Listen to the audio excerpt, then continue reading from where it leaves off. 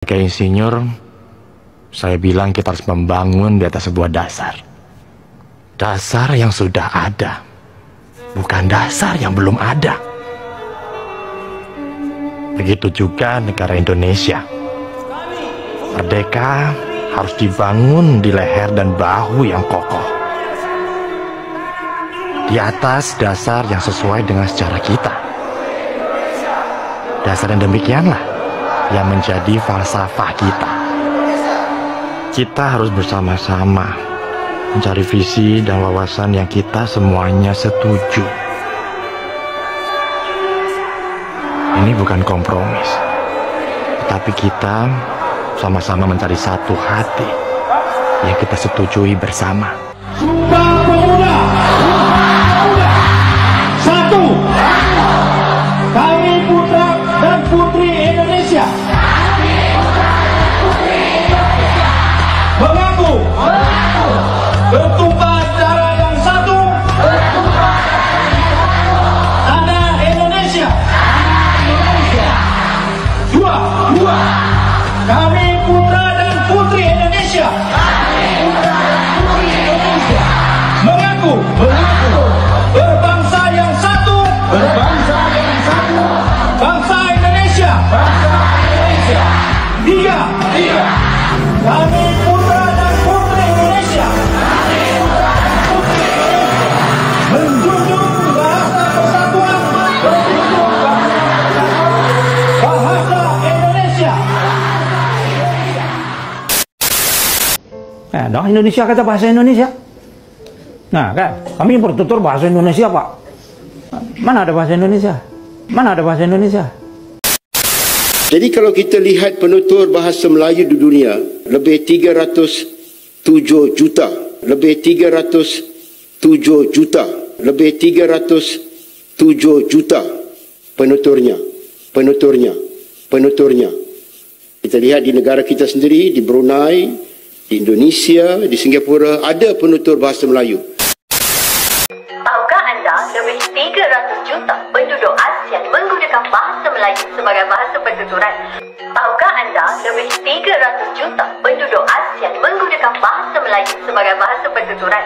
Bahasa Melayu adalah bahasa ketujuh jumlah penutur teramai di dunia. Bahasa Melayu adalah bahasa ketujuh jumlah penutur teramai di dunia. Bahasa Melayu adalah bahasa ketujuh jumlah penutur teramai di dunia.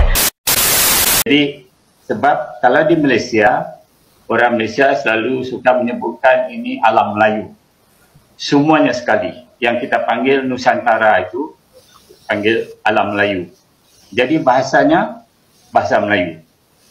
Jadi saya fikir, sewaktu Yang Amat Berhormat Perdana Menteri Malaysia mengatakan bahawa bahasa Melayu perlu menjadi bahasa kedua ASEAN, saya fikir beliau bermaksud bahawa bahasa Melayu yang disebutkan itu ialah bahasa Nusantara, ya, bahasa yang termasuk di dalamnya bahasa Indonesia sebab penuturnya ialah 300 juta orang. Tetapi di Indonesia ungkapan bahasa Melayu itu bermaksud bahasa daerah Riau semata-mata.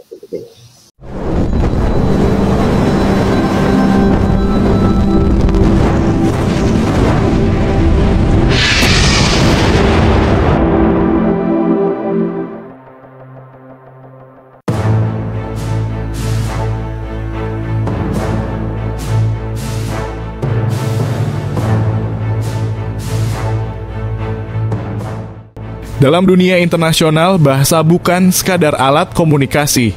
Bahasa adalah identitas. Bahasa adalah kekuatan lunak yang menentukan bagaimana suatu bangsa dipandang di mata dunia. Di Asia Tenggara muncul satu negara yang tampaknya terlalu sibuk mencatat sejarah. Bukan dengan kerja nyata, tapi dengan klaim-klaim yang entah dari mana asalnya. Malaysia, negara yang tampaknya belum puas mengklaim budaya, makanan, hingga tarian dari negara tetangga, kini bergerak ke level berikutnya mengklaim bahasa. Bukan hanya sekadar bahasa Indonesia disebut sebagai bahasa Melayu, bahkan disebut sebagai bagian dari proyek supremasi regional mereka, menjadikan bahasa Melayu sebagai bahasa kedua ASEAN. Kita sering mendengar ocehan beberapa profesor dan pejabat Malaysia secara terbuka mengklaim bahwa bahasa Melayu dituturkan oleh lebih dari 300 juta orang. 300 juta? Fantastis! Mari kita hitung bersama. Populasi Malaysia tak sampai 35 juta. Brunei kurang dari 500 ribu. Singapura, mayoritas warganya lebih memilih bahasa Inggris dan Mandarin. Jadi dari mana datangnya angka 300 juta itu? Jawabannya sederhana, mereka memasukkan penutur bahasa Indonesia sebagai penutur bahasa Melayu. Sebuah manipulasi akademik yang terang-terangan. Dan lebih dari itu, ini adalah pencurian identitas intelektual. Karena meskipun bahasa Indonesia dan Melayu memiliki akar sejarah yang beririsan, perkembangannya telah berbeda jauh. Struktur berbeda, kosakata berbeda, penggunaan dan konteks budaya pun jauh berbeda. Bahasa Indonesia bukan sekadar alat komunikasi. Ia adalah simbol perjuangan bangsa. Disepakati dalam Sumpah Pemuda tahun 1928 menjadi bahasa nasional yang menyatukan ratusan suku dan budaya. Digunakan oleh lebih dari 280 juta orang sebagai bahasa utama. Sementara itu, bahasa Melayu di Malaysia masih harus bersaing dengan bahasa Inggris, Mandarin, Tamil, dan lainnya, bahkan dalam sistem pendidikan dan urusan resmi mereka sendiri. Mereka ingin bahasa Melayu jadi bahasa kedua ASEAN, tapi kenyataannya bahasa itu bahkan belum berhasil menyatukan rakyat mereka sendiri. Bahasa kedua ASEAN bukan soal klaim, dan tidak juga soal siapa yang paling keras bicara di forum internasional, tapi soal siapa yang paling nyata digunakan dan paling berpengaruh di kawasan. Dan jawabannya sudah jelas, bahasa Indonesia. Kenapa kita tak boleh jadi macam Indonesia? Yang semua orang berbahasa Indonesia kan? Kita dapat lihat di Indonesia kan, orang-orang Cina di sana, Cina tu kasar, jadi mereka ganti dengan istilah Tionghoa. Orang-orang Tionghoa di Indonesia memang fasih berbahasa Indonesia. Dan kita tahu ada seorang Governor Jakarta yang nama Cinanya Ahok, Acong Ahok kan. Nama nasional Indonesia dia Basuki Cahayapurnama.